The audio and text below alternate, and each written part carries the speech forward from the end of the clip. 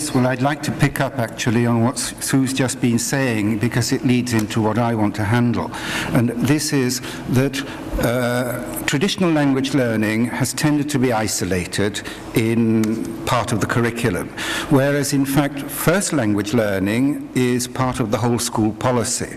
And the whole school is in fact contributing to the language learning in a monolingual environment for English, let's say, here. Now, what's happening with the CLIL type situation is, instead of allowing the language to depend entirely on the classroom, the burden being entirely on the language classroom, it in fact is permeating the whole school, not in the same way as a monolingual school would operate, where everything would be in English, but where there is a greater potential for a whole school policy covering more than one language, if there are two, or as in many of the schools that I visit, three languages as an integral part of the curriculum. Because what happens is that in the European schools, which are the ones for European civil servants, all teachers are told you are all language teachers incidentally, because the children are confronted with three languages throughout the whole day. They must all become trilingual as they go through the system, and in fact implicitly each teacher is a language teacher. But where then there becomes some sort of language of specialization, because what tends to happen when the whole school policy is focusing on content and language integrated learning spread across 2 or 3 languages is in fact that the whole ethos of what happens in the school is one where language acquisition, L1, L2, L3, is immediately pertinent. Most traditional language learning means that there will be a long-term payoff. When you get to the end of the process, you may be able to get a job where you might be able to use your language, or you go on holiday. But in fact, this is such a long-term goal that it is a demotivating goal for those who are not language freaks like us sitting here.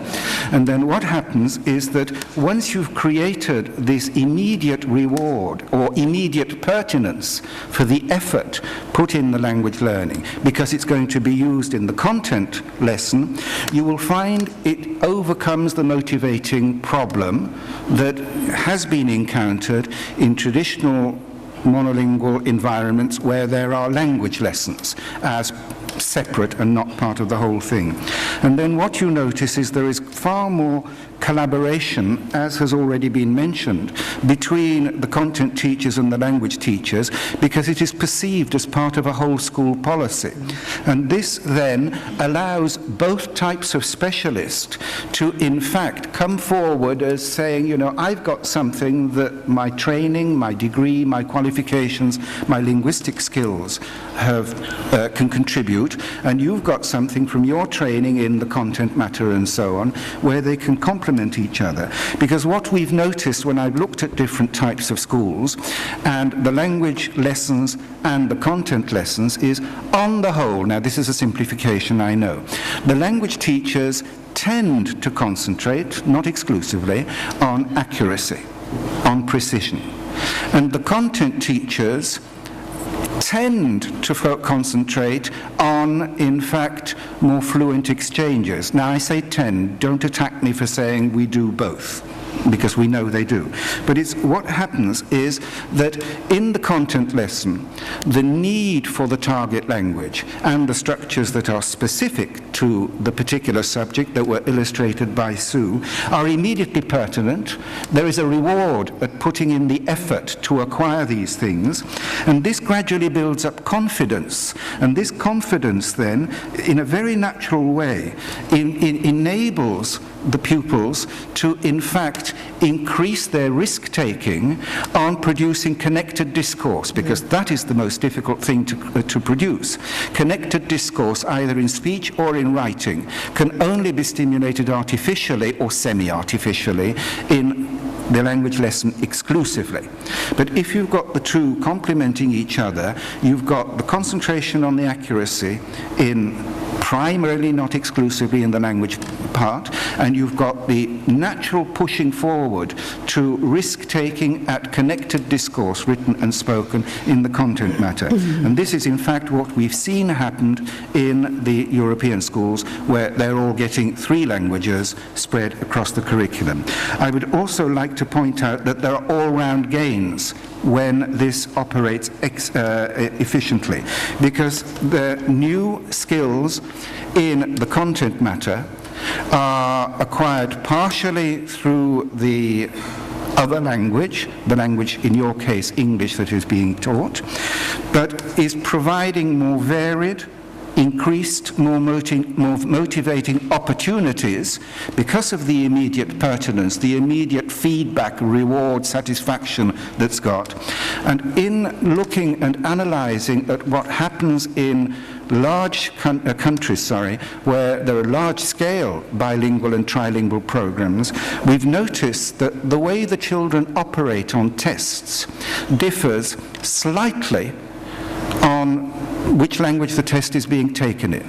And what was discovered very intriguingly is that there were hardly any differences in the quality of the cognitive operations when they were taken in the stronger L1 and in the target weaker L2.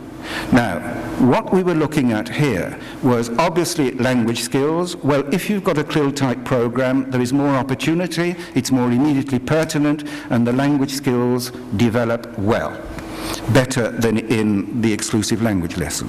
We also noticed that after the initial slowdown in tempo in acquiring the content, they speeded up, compensated, and did equally well on standardized exit tests. But what was also found was on the cognitive measures that there were intriguing differences. That there was no difference in the difficulty of handling cognitive operations in L1 and L2 on the easier tasks. On the middling tasks, middling difficulty, was the L1 that slightly stronger. And on the most difficult cognitive operations, consistently, those that were done through the L2 scored better. I will synthesize this by just saying that we noted that the L1 tests proved better results on knowing that factual information, what is often tested, by the way. And the L2 cognitive tests showed better results on knowing how, operational activities, and this was consistent right across the range of pupils. So what have we got? What is the added value that CLIL's given? It's an added value on 3 levels of analysis. That is on the language, obviously, because there is more content and it's immediately useful.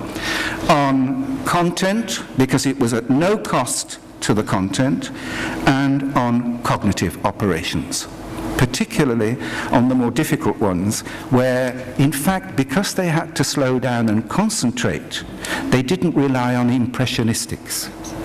Thank you very much, Hugo.